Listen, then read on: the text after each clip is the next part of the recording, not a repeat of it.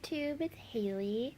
I'm just sitting here with Maxwell and he is eating, so hopefully he is good while I tried to make this video. This is going to be like my labor delivery story for you. Sorry it's taken so long to make. I'll tell you why during it, but basically we've been like out of the house or had guests here up until today, so I didn't really get a chance to make it till now. Basically, the Tuesday that we went in to be induced, we got into the hospital on Tuesday, and it took a while to start everything, but in like the afternoon, they went ahead and gave me a cervix thinner called Cervidil, which they insert into your cervix, and it's like a string, and then it has like this little rectangle thing at the end that has the medication on it. So, and it's supposed to help, soften the cervix, and then hopefully it will, help it to go ahead and be dilating. They did that, they checked it later on, and it still wasn't working. My cervix hadn't changed at all, so they went ahead and gave me another dose of it, and that was later at nighttime, because they leave it in for like 12 hours or something. They went ahead and checked it the next day, and they were like, it doesn't seem to be working. We're going to go ahead and keep trying it, and we'll check you again in the afternoon, and if that doesn't work, they were going to go ahead and use like one of those catheter ones where it's like the two balloons. So one balloon would be inside the cervix, and the other one would be outside the cervix, and then they would inflate it, and it would go ahead and dilate and soften the cervix and everything.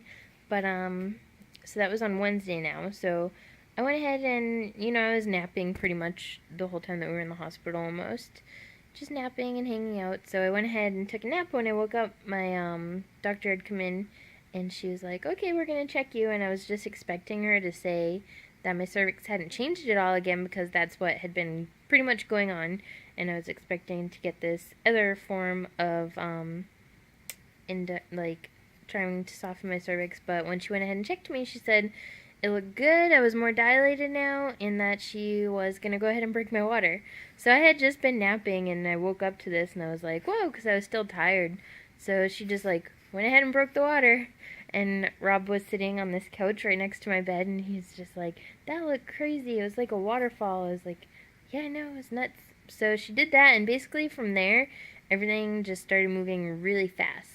After that happened, they went ahead and started giving me Pitocin a little bit after that, and the contractions were just coming very regularly, and at first it was pretty okay, it was very uncomfortable, but one thing was that as soon as they broke my water, literally right after they broke my water, I went ahead and started throwing up, and I was basically throwing up throughout the whole entire time that I was in labor. It's pretty terrible, and I had been trying to like not eat anything heavy, really. Been trying to eat pretty light the whole time that I had been in the hospital, but I, just because everything was taking so long, I thought that it was going to be a little bit while longer, and right before I took a nap when they broke my water, right before that, I had drank some hot chocolate, which was probably not the best idea, but Rob was going down to this little cafe at the hospital, and I was like, yeah, that sounds good, give me a hot chocolate. So that's like what started like me getting sick, was probably that wasn't the best thing to have right in my stomach then, beginning labor, but it never went away, like the whole thing. They tried to give me some nausea medicine, and it didn't work. So I was doing pretty fine. I was, first I was like in my bed, and then I had brought my own like adult diapers, some Depends, because I didn't want to have to be like sitting in one spot, because I knew like when my water broke, whether that happened at home, but I ended up being induced, so they did that at the hospital. There's like a bunch of water coming out, so you really can't be walking around that much, but it was easy to do with that, because I didn't want to be sitting down. There's still like water leaking out, and it wasn't very comfortable, having the contractions just sitting there. So first I started kind of sitting on the yoga ball, But then that wasn't very comfortable, so then I was like kneeling on the floor and leaning over the yoga ball and kind of like rolling back and forth, and that helped a little bit more. Like I didn't really want to be still. Then they asked me if I wanted them to bring a rocking chair in. They said that that helped, so I sat in the rocking chair and tried that, and that helped a little bit more than I thought that it would. I thought that the yoga ball was going to be a lot better. That's what I was used to like using all the time at home, was the yoga ball for different stuff, like if my back hurt and stuff. But I liked the rocking chair a lot. And then my contractions started getting more intense and more intense, and I ended up going ahead and using the tub. I got the only room in my hospital is brand new birthing tub, and well, it's for laboring. They don't let you give birth in the tub, but you can go ahead and labor in the tub. So I got the only room that had it. I was really excited. I was hoping to get that room, and that's when I ended up going and asking if we could use that tub, because the contractions were getting a lot more intense. And so we got in there, and it really did help a lot. For a couple of reasons: the water, obviously in the tub, and being in there, but just the setup of it. It was one of those tubs that you see on TV for like old people, the kind that has the door that opens and you can step in, and then it closes and you fill it. Now the thing that helped with that was the way that it was set up. So I was sitting there, you know, like on the bench, and then it was like full of water up over my tummy and everything. But the way that the wall was, I could kind of put my legs on the wall, and I would push my back like really hard against like the wall of what I was sitting on. I don't know if you can tell like what I'm talking about. Like so say that this is the tub, I would be pushing my feet on this wall and pushing my back against the other wall. And that would really help when a contraction would come. I would go ahead and do that along with the water. Now, this tub had like a bunch of different things. It had water jets that could spray out.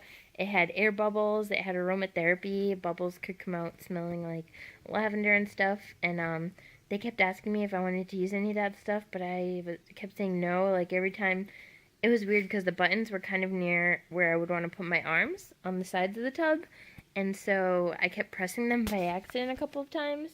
So I would accidentally like turn the water jets on or the air bubbles, and I'd be like, oh goodness, and trying to shut it off really fast because I really didn't like it. I don't know. It felt like I don't know. It didn't feel soothing for me at all. It was just kind of hectic. I didn't really want like all that stuff going on in the tub. I just wanted the relaxing regular water.